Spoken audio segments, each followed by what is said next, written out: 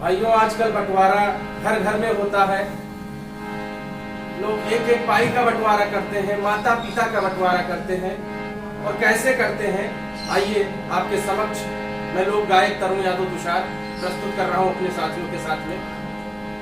कि बट जाई जिंदगी के अरे सगरो कमाई, कि बट जाई जिंदगी के अरे सगरो कमाई, कि केकरा में बाबू नहीं है, केकरा में माई, केकरा में बाबू नहीं है, केकरा में माई।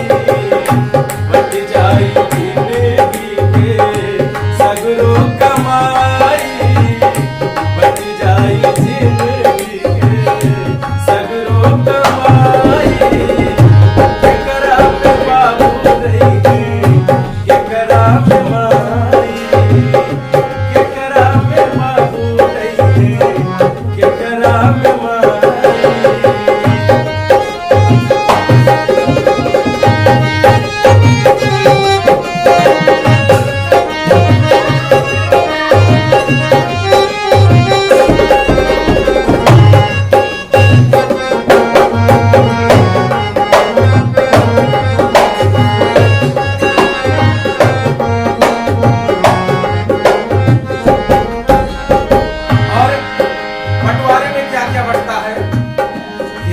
खाली हाथ बाटा चूल्हा बर्तनवा, खटिया मचिया बटा दूनो बिरनवा।